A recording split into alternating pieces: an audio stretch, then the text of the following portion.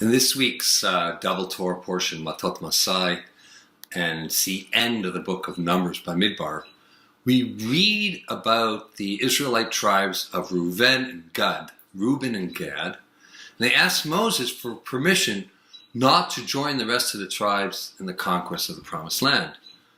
So instead, they wished to permanently settle on the east side of the Jordan River, outside the geographical borders of God's promise to Abraham and to his descendants.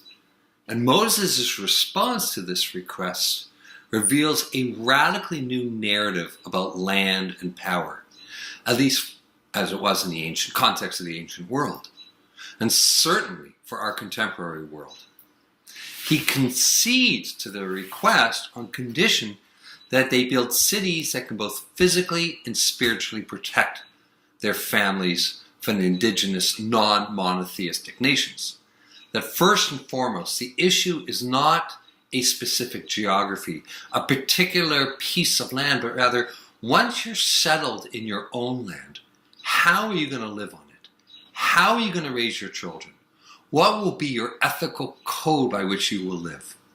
And if we expand it, God's message, through the voice of his servant Moses, is that Zion, Sion, a return, a promised land, is aspirational, beyond the physical land, beyond a specific place, a particular piece of real estate. That the story of arrival to the promised land was never about arrival as an end unto itself. That of all things holy, kedusha in Hebrew, what matters is to bring divinity into our lives, to fulfill the Torah's insistence that we cleave to God. As it says in Deuteronomy, cleave to God, for he is your life and your length and the length of your days. Lihidabek, from the Hebrew, like glue, to cleave, adhere.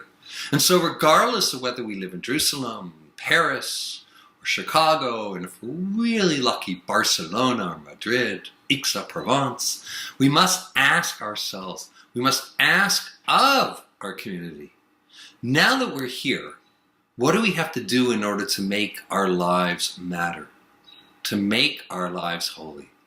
The Promised Land, as a great reggae artist wrote, the Promised Land, after all, is a state of mind.